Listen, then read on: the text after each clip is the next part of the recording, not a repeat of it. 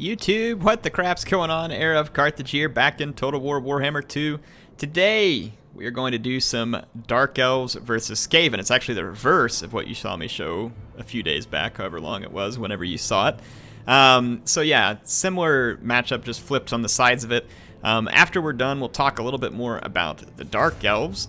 And more specifically, I'll talk to a couple other units, kind of like I've been doing. In each one of these videos, I'll try and focus on a few units from the faction that I played until we start to get a better understanding about the factions.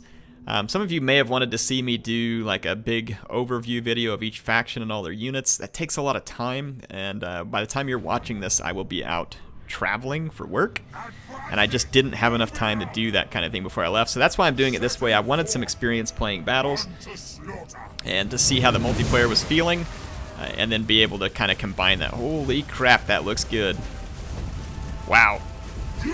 So I've got 3 Black Art Corsairs, which are an anti-infantry, good against unarmored infantry, folks like Skaven.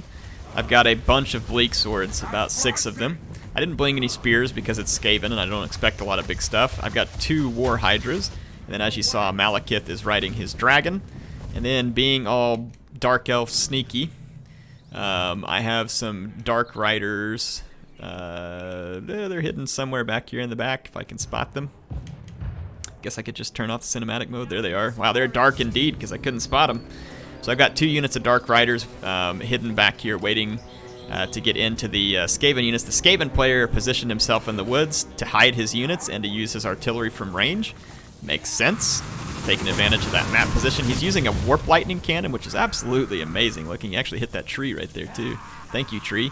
The Warp Lightning Cannon is really best against large units, and I don't have my large units in a good spot for him to shoot them. My War Hydras are way over here, and that's actually what the Warp Lightning Cannon would do best against. It will do some damage to my infantry, don't get me wrong. I'm just saying that it's really meant to be used against those anti-large targets, but sometimes things can get used a different way. I'm doing a little bit of scouting with Malekith, and I can see a couple of Skaven slingers. So the only units I could see here were his few slingers up at the front who were trying to skirmish with me. I couldn't see all of these plague monks, and I most certainly couldn't see his warlock engineer and his warlord. Let's take a look at his warlock engineer and see what kind of... I thought we could pin something here, but apparently we can't. Anyway, we won't be taking a look at his warlock engineer because I don't feel like it. He uses this ability here, though, which is the Howling Warp Gale, and he can keep my units stuck. But Skaven slingers are going to have a pretty minimal effect on Malekith and his fairly well-armored dragon mount here. Over a long period of time, they could do some damage, but you can see that it's rather slow to get started. These Warp Lightning Cannons should have fired at me right there. Now, he did bring up the Warp Fire Throwers, and it probably is a good thing that Malekith left when he did. My opponent has a lot of slingers. Plague Month Censer Bearers. That's interesting. So more plague. Wow, those guys have a pretty nice armor-piercing attack there too. So interesting armor-piercing infantry. My opponent comes out of the woods here with his skirmishers, wanting to do a little bit of damage to me. You better believe his Warp Fire Throwers can do some insane damage. Warp Fire Throwers are very, very good if you can keep them alive. Look at those guys skittering around. That's hilarious. My Black Art Corsairs, I'm going to hold up on this flank. So, I mean, his artillery definitely got some work done over time because I had a long ways to walk. My Bleak Swords are lined up in the center, and my War Hydras have moved to the flank where I'm hoping to use their breath attack. It's really good effect. Look at that Warp Fire right there. Woo! No thanks. I've had enough of that. My Black Art Corsair is going to get into combat here against his Clan Rats with spears. His cannon continues to fire. Now, the Clan Rats will do very poorly versus my Corsairs. That was intentional. I put them out there. My Bleak Swords are going to do poorly versus his Plague Monks. I knew that was going to be the case, but I just wanted them to hold down the center for a short time. These Rat Ogres and the Warlord just crushed through one of my units of Bleak Swords. The rest of them will hold out for a fair amount of time. I meant to bring Malekith down in charge, but he used that Howling Warp Gale, which forced me back into the air and pinned me, so it saved his units from a disastrous rear charge. My War Hydras, I've mismicroed at the moment, but looks like friends routing. Yeah, I don't know. I just totally forgot to use these guys for a minute. I'll get them back into combat here soon, but I haven't used their breath attacks yet. The breath attacks on dragons are really useful. This would actually be a good target for it right here. I just get missed by that tier wind attack there. So Malekith, I finally notice him. I pull him back down into combat. And then my Warhydras, again, just kind of chilling on the flank because I was busy microing elsewhere. I was... my cavalry, that's what I was working with. Okay, I remember now. So I was busy getting my cavalry into the fight down here. I managed to get his warp fire thrower, which was a key target, and then I'm trying to get his warp lightning cannon and a bunch of his slingers as well. Now I've remembered my hydras, and you can see there I come in and spit fire all over his units, pick up some kills, and then I'm going to charge into combat. I, of course, killed a lot of my own bleak swords, but kind of figured it would be a worthwhile trade. And I'm a dark elf, so when do I care? Malekith is going to come get after this warlock engineer. And then my dark riders are doing a spectacular job keeping all of his slingers busy and helping to destroy some of his guys. So my Black Ark Corsairs over here finished off their spearmen and are now chasing slingers. And my other Black Ark Corsairs came over and joined this fight and started fighting against Plague Monks. Now, they don't do great against Plague Monks, but like I said, they managed to hold the line. This Hydra somehow got commanded to go off elsewhere. This one ends up fighting against a bunch of rat ogres and infantry, and then the warlords coming back. My bleak swords are going to start regrouping, and I'm going to start slowly moving units back into the fight from stuff that had regrouped. But until then, I'd been using Malekith to get some work done. Right here, I saw an opportunity. He had a bunch of units blobbed up around my War Hydra. So I'm going to use the breath attacks from my dragons. Of course, I got hit by the Howling Warp Gale again, but there you can see the breath attack.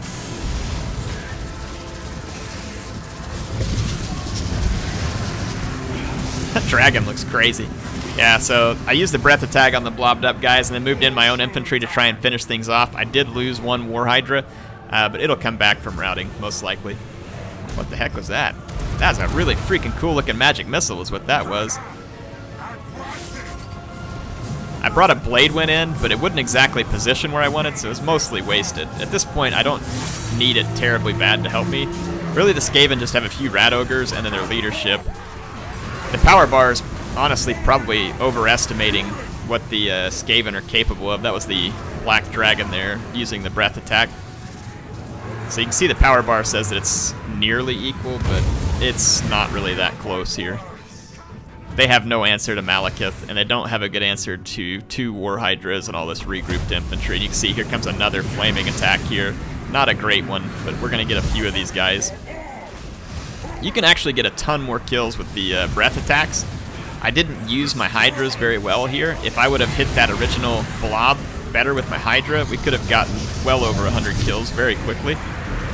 So that was the purpose of me bringing the Hydras. I didn't end up using them well for it, but the purpose was to use them to hit a melee blob somewhere with a breath attack and to bring them in on the flank like that.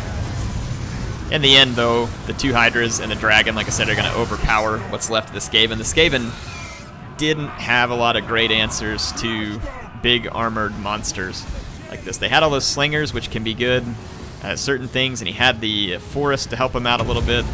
But yeah, the Warp Lightning Cannon, although it killed quite a few of my infantry, didn't damage these big units that it really needed to damage. You can see in the infantry fight, I mean, his Plague Monks bested my infantry across the board. I have a few left just because they've regrouped. But yeah, his Plague Monks bested my infantry across the board, even Black Ark Corsairs. So not terribly surprising, to be honest, because Bleak Swords aren't very good. They're kind of a more hold the line for a little while unit. But the monsters, he didn't have a great answer to the monsters, and then the cavalry here did tremendous damage. I didn't put any chevrons on these guys. They both picked up those chevrons.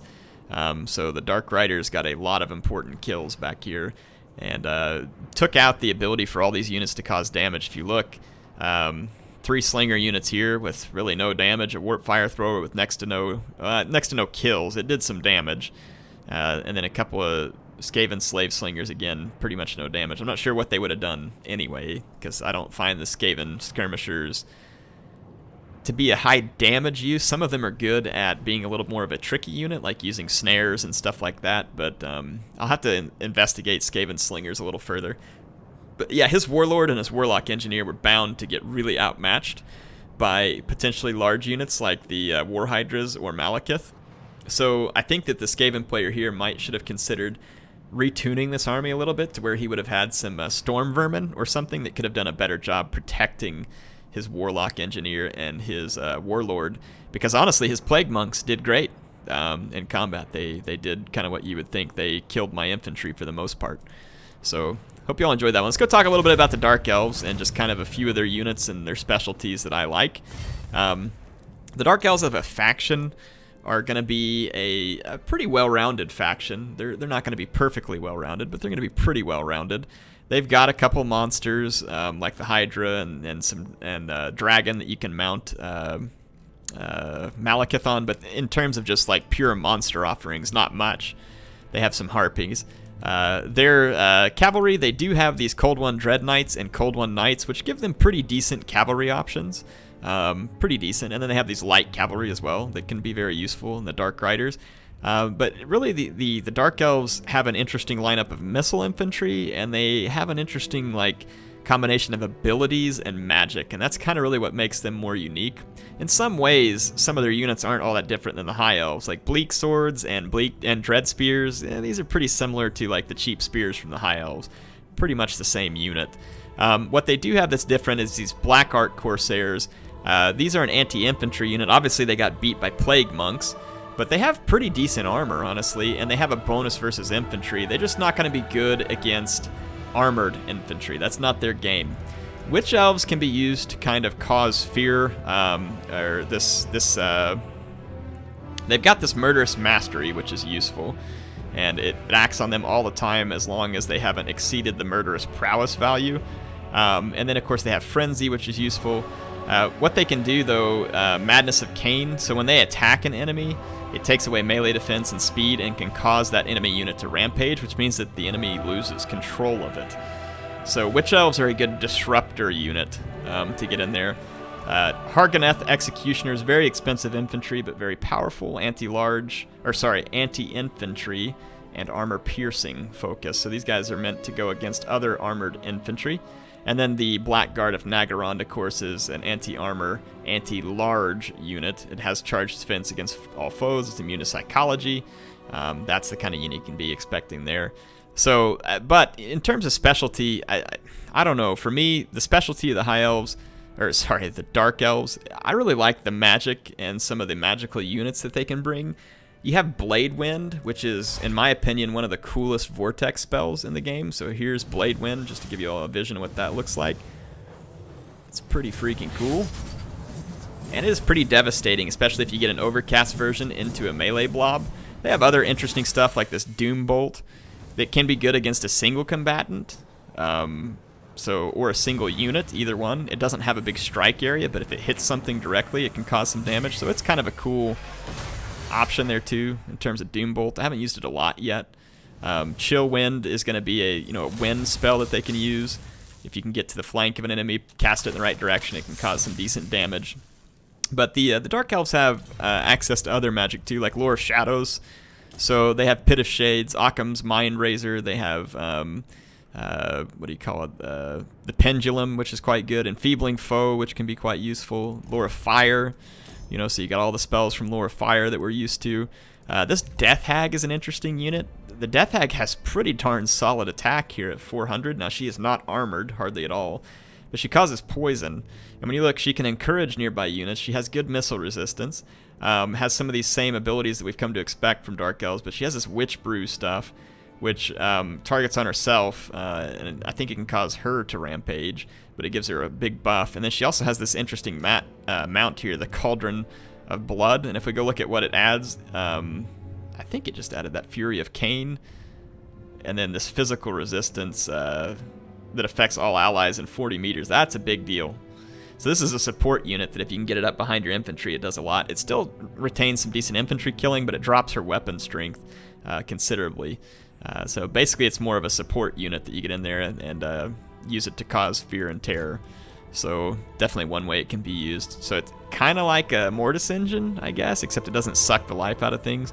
So yeah, and then the Canine Assassin is not a magical character by any means, but the Canine Assassin has a really huge missile attack. I've been testing him a little bit. I haven't been terribly impressed. He can fire while moving, which is kind of a handy trait with him. He can hide pretty good, and he has a special ability to keep him hidden in certain stuff. So it's going to be interesting to see how this guy plays out. Like, can he actually be good at getting in and assassinating an enemy lord?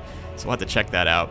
But in terms of the lords, I still think it's the magic and the lords that give the Dark Elves their unique feel to me. Malekith up on his dragon is somewhat reminiscent of like Manfred in some ways. Is kind of what it brings back for me. And then of course you got Morathi as a legendary spellcaster, and then the Dreadlord with sword and shield to give you melee, and then the Dreadlord with the crossbow to give you a little bit of a skirmishy feel, kind of like the Wood Elves had with the Glady. So anyway, that's the quick look at the Dark Elves. To me, again, the distinction here is their leaders and their magic. They definitely have some unique units out here in Missile Infantry, but I want some more time to study these guys out before I come back and focus on them so that we can take a quick, closer look on their Missile Infantry. This may help to differentiate them even further, honestly. So, hope you all enjoyed it. Appreciate MSI being an awesome sponsor. Appreciate you all being here today. Tell me what you're enjoying in Warhammer 2 or what you want to see from me, and I will do my best to try and adjust and make sure you all get to see what you want. But otherwise, it's fun learning a new multiplayer system here. I'll see you soon.